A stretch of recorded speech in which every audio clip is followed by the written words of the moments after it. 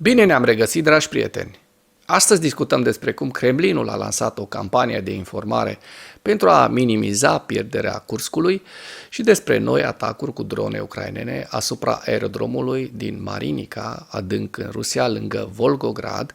Potrivit Institutului pentru Studiul Războiului, Kremlinul a lansat o campanie de informare complexă menită să justifice publicului său intern de ce Rusia preferă să mențină inițiativa în estul Ucrainei decât să atace imediat trupele ucrainene din regiunea Kursk.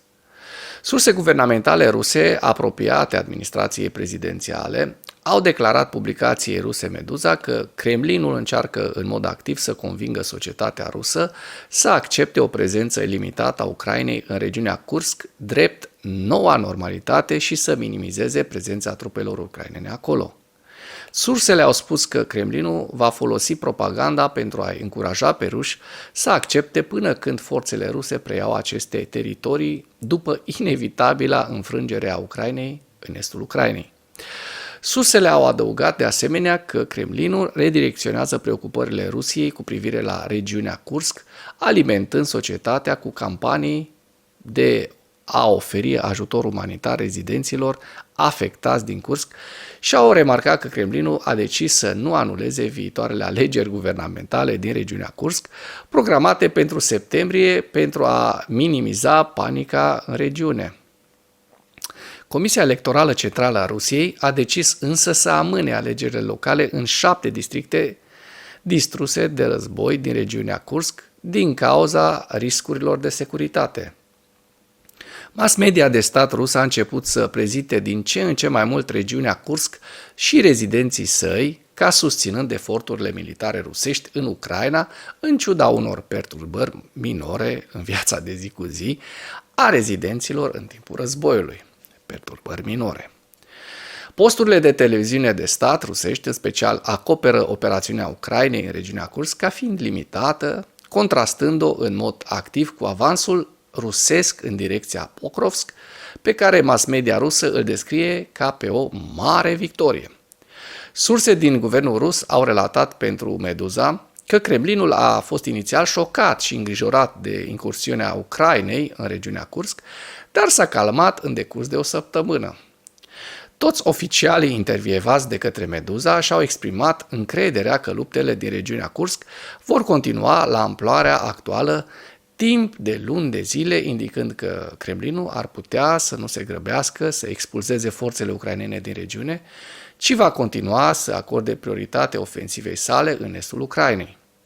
Putin, în special, cere Rusiei să restabilească ordinea în regiunea Kursk, fără a sacrifica stabilitatea regimului său, fără a reduce prioritățile ofensivei din estul Ucrainei și fără a-și demite locotenenții incompetenți, dar loiali.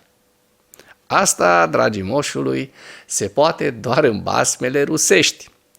Ziua 911 a războiului din Ucraina.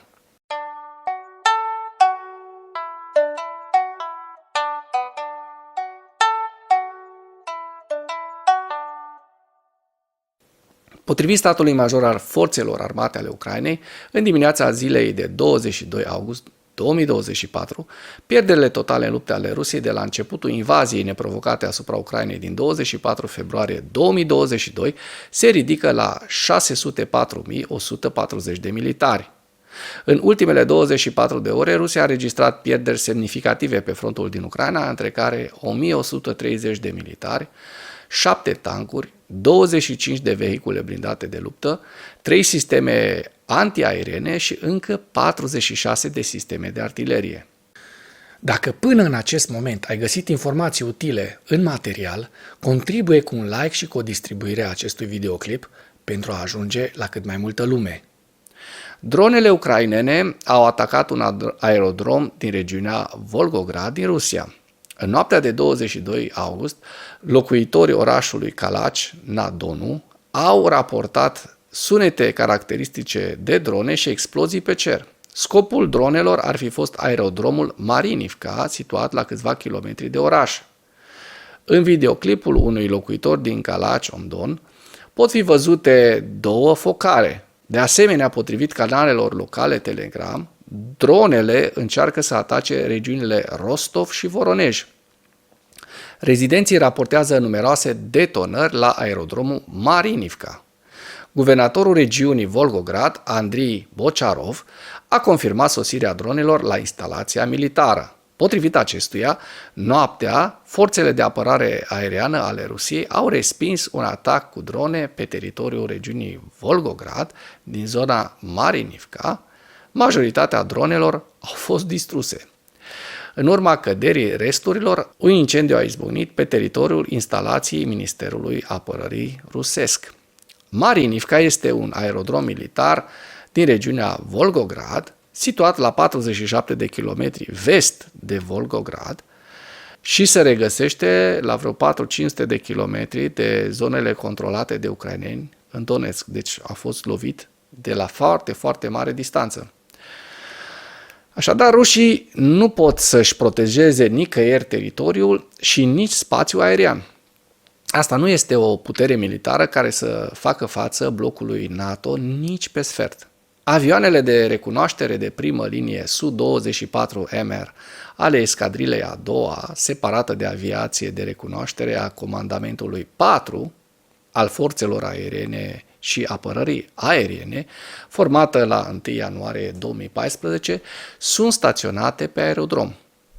Vom vedea la câte avioane rusești au tăiat ucrainenii aripile pe măsură ce imaginile prin satelit vor sosi. În ceea ce urmează vă prezint un slide cu evoluția de ieri a celor mai importante fronturi din Ucraina și cu principalele știri din presa ucraineană. Hărțile sunt creația Institutului pentru Studiul Războiului. Pentru mai multe informații, accesați link-urile din comentarii.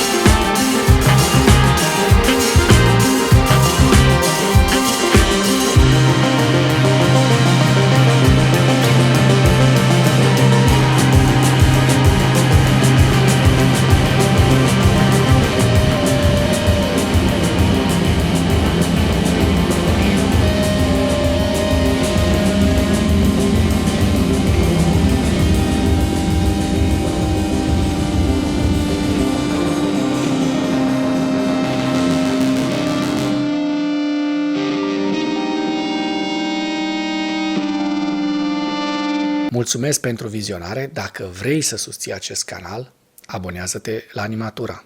Apreciez mult asta.